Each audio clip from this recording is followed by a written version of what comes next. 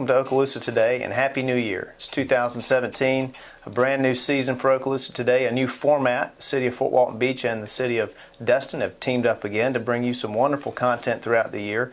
I'm Doug Rayner with the City of Destin, and we'll get started right now with the City of Destin Mayor, Scott Fischer. Mayor, thanks for being here today. Well, thanks for having me.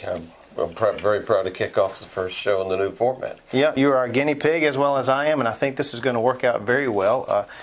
You are here because we have some exciting news to tell, and it's something that's been going on. It's a tradition here in the city. Your State of the City address coming up. Yes, February 16th next month. I will be giving the 32nd consecutive State of the Union address for the City of Destin. It's one of the most historic events in our young city's life. So to give the 32nd State of the City address has got to feel good. I know you're proud to talk about the things that took place over the year of 2016 and to forecast a little bit about this coming year.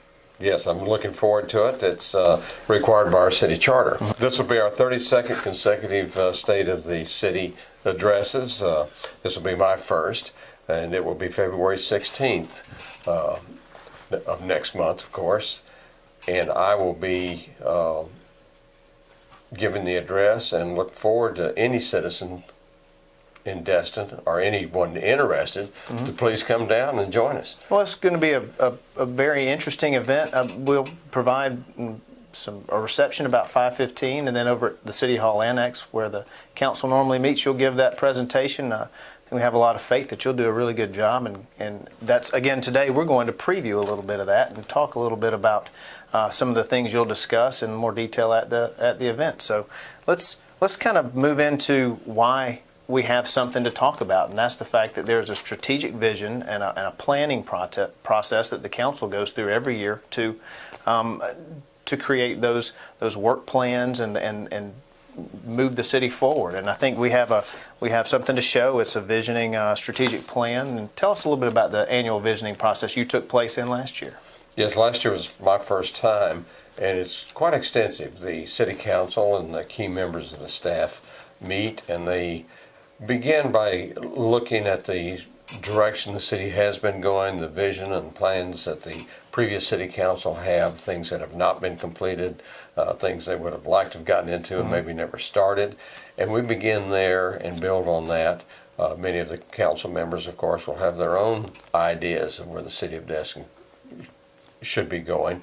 Last year there were 3 new people on the council, and whenever you bring in new groups, as you well know, there's going to be new directions, new visions, and there was, and we sat down and went through a rather lengthy process and to really set the stage for where the city's going and how the professional administrators of the city will take the city into the next year. The city council primarily sets a tone, and the administrators of the city fulfill that.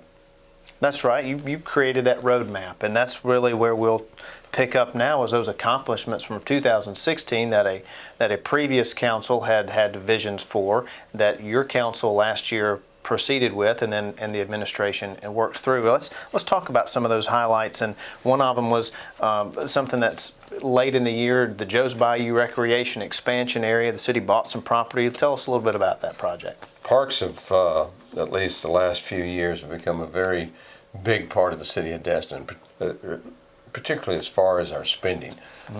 As much money is going into parks as any other single item, and we're quite proud of the parks.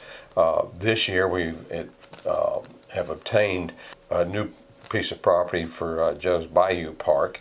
It's a 4-acre lot that we purchased for $2 million. It has a lot of old concrete and rock and debris on it, and it's going to take a major cleanup before that's going to be ready, and then we'll go through a planning process. The 5,000 pounds of concrete and the 2,500 pounds of rock are being bid out now. It appears that it's going to be profitable to sell that, so it's not going to be an expense to the city to clean the property. But once we have it cleaned, we'll have to go through engineering, design, and then actually obtain grant money to construct the park. And we've already started that process, so I think our citizens would be glad to know we're looking at alternative ways to pay for some of these things. Yes. Let's move into another park, the Heritage Park and Clement Taylor Park. They saw a good bit of movement last year, at least on paper, because they have some Restore Act money coming to them. Yes, both parks have Restore Act money coming. Of course, the Heritage Park is moving a little bit slower than we had hoped. We have some litigation involved there. One of the owners of the property adjoining us is we have a little dispute over egress and ingress of some old property rights that may or may not have existed on the property. Those are going to have to be cleared. The property owner on the other side has also joined or asked to join in litigation over this piece of property. So those will probably slow us down a little bit, but just as soon as we can resolve the current litigation, which I hope will be in this year, we'll be in a position to start spending the money from the Restore Act funds when we get them. That's right. Yeah, I think the federal government is holding some of that. They're reviewing some things, and we're trying to move that forward. Again, that's to build Heritage Park over on the harbor and to renovate Clement Taylor Park on Calhoun Avenue. And speaking of Calhoun Avenue, right next to that is really a high note, and that's the Leonard Destin Park, or the future, soon-to-be Leonard Destin Park. Yes, that is a very nice 3-acre piece of property on Choctawhatchee Bay, and that has been purchased and will be given to the city along with a $900,000, I believe it's a 10-year grant to maintain and operate that park. So it will cost the citizens of Destin are going to get a very nice park for almost no expenditure.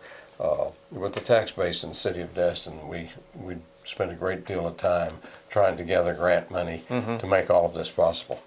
That's right, and that's actually going to start, we believe, in April. We're very close to that process, and looking at just a few months away from groundbreaking, and maybe even late in this year in 17 having a brand new park. And as you're well aware, when you're dealing with grant money and all of the various government agencies that you go through to develop one of these, you're never quite sure, and some of these drag out for years, but we're very hopeful that next year we're going to see a number of these parks reach completion, or at least the start of construction. That's right. That's exactly right. And speaking of dragging out, I hate to say it, but Noriega Point Park recreation amenities, that's another one that's on the horizon. I think we have some movement taking place soon.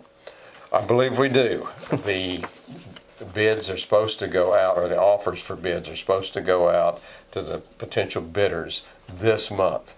I don't know exactly when those bids are going to be required to be returned, but it will certainly be within the next 2 or 3 months. If things move as we currently hope, we will begin actual construction on this park by the fall of this year. That's right. I know the citizens of Destin have heard that for about 5 or 6 years, but I think this year we're going to get it done. And well, funds are in place. The DEP has those funds, a NERDA grant that we received a few years ago, and it's been a long process, but I think we're seeing some light at the end of the tunnel. And good point, the DEP controls this, not only the funding, but the construction. And the city of Destin plays a role, but we do not control it, and they're the ones that will see to it that it's done. But we're told that this is the year. Well, we're going to hold out hope that happens.